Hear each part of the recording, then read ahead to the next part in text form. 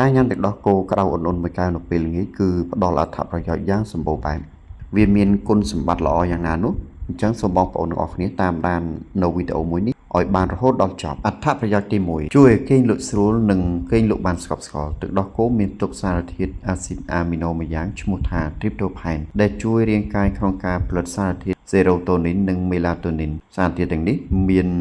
តួនាទីយ៉ាងសំខាន់ក្នុងការកាត់បន្ថយភាពតានតឹងនិងធ្វើឲ្យប្រព័ន្ធប្រសាទសម្រាកដែលជួយឲ្យឆាប់គេងលក់និងគេងលក់បានស្កប់ស្កល់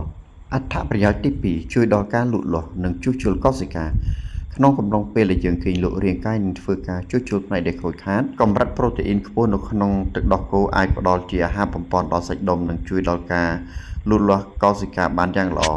ជាពិសេសកុមារនិងអ្នកហាត់ប្រាណអត្ថប្រយោជន៍ទី3ទឹកដោះគោគឺជាប្រភពដែលសម្បូរបែបនៃកាល់ស្យូមនិងវីតាមីន D ការញ៉ាំវារាល់ពេលល្ងាចជួយឲ្យរាងកាយស្រូបយកសារធាតុខានិចទាំងនេះបានល្អដើម្បីថែរក្សាដងសីតេឆ្អឹងឲ្យរឹងមាំនិងការពារជំងឺពុកធ្មេញទី4កាត់បន្ថយការឃ្លាននៅពេលយប់ប្រសិនបើអ្នកមានអារម្មណ៍ថាឃ្លាននៅពេលយប់ការញ៉ាំទឹកដោះគោមួយកែវ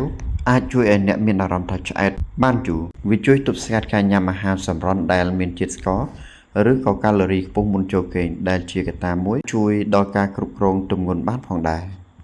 ទី5ផ្ដល់ថាមពលសម្រាប់ព្រឹកស្អែកសារធាតុចិញ្ចឹមដែលបានមកពីការញ៉ាំទឹកដោះគោនៅពេលយប់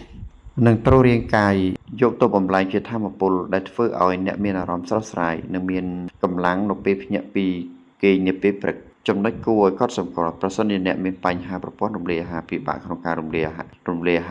យជាតិឡាក់តូសអ្នកនឹងអាចជ្រើសរើសទឹកដោះគោដែលគ្មានជាតិឡាក់តូសឬទឹកដោះគោដែលធ្វើចេញពីគ្រាប់រុក្ខជាតិជំនួសវិញគួរញ៉ាំយ៉ាងហោចណាស់30ទៅ1ម៉ោងមុនពេលគេងដើម្បីជៀសវាងការណែនពោះការជ្រើសរើសប្រភេទទឹកដោះគោដែលត្រឹមត្រូវគឺអាស្រ័យទៅលើស្ថានភាពសុខភាពអាយុនិងគោលបំណងនៃការញ៉ាំរបស់អ្នកបាទខាងក្រោមនេះគឺជាប្រភេទទឹកដោះគោដែលពេញនិយមនិងមានអត្ថប្រយោជន៍របស់វា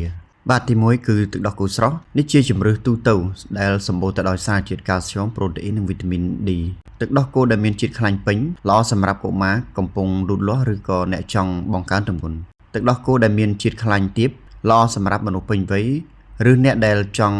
គ្រប់គ្រងទម្ងន់និងកម្រិតកូលេស្តេរ៉ុលទី2ទឹកដោះគោដែលគ្មានជាតិឡាក់តូសប្រសិនបើអ្នកញ៉ាំទឹកដោះគោហើយមានអាការៈឈឺពោះហើមពោះរាគរូសឬចុកពោះ Lactose intolerance ប្រភេទនេះគឺជាជម្រើស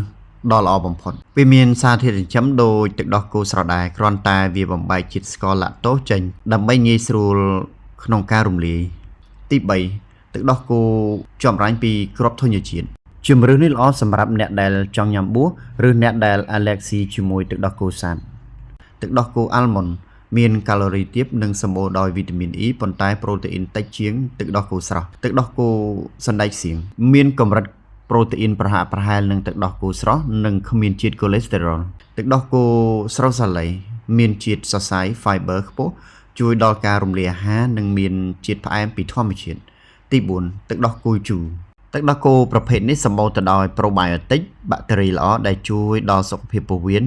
និងពង្រឹងប្រព័ន្ធការពាររាងកាយនិងជួយប្រព័ន្ធរំលាយអាហារឲ្យដំណើរការបានល្អហើយនេះគឺជាគន្លឹះក្នុងការជ្រើសរើសយកទឹកដោះគោមកប្រើប្រាស់ពិនិត្យមើលជាតិស្ករជ្រើសរើសប្រភេទទឹកដោះគោដែលអ្នកគួរញ៉ាំតាមប្រភេទតើអ្នកគួរញ៉ាំទឹកដោះគោប្រភេទណាក្នុងគោលបំណងអ្វីដើម្បីទទួលបានផលប្រយោជន៍ពីទឹកដោះគោនោះហើយអ្នកគួរជ្រើសរើសពេលវេលាញ៉ាំបើសិនជាញ៉ាំពេលយប់គឺទឹកដោះគោដែលចម្រាញ់ចេញពីគ្រាប់អាល់ម៉ុនវាជាប្រភេទទឹកដោះគោដែលល្អហើយយើងញ៉ាំវានៅពេលយប់ជាមួយនឹងទឹកដោះគោអាល់ម៉ុនក្តៅឧណ្ហៗវាជួយក្នុងការគេងលក់ស្រួលបាទជាចុងក្រោយខ្ញុំបាទសូមថ្លែងអំណរគុណសម្រាប់ការទស្សនារបស់បងប្អូននៅវីដេអូរបស់ខ្ញុំបាទជូនពរឲ្យបងប្អូនបានអាយុវែងនិងប្រកបរបរទទួលទានមានបានបាទសូមអរគុណ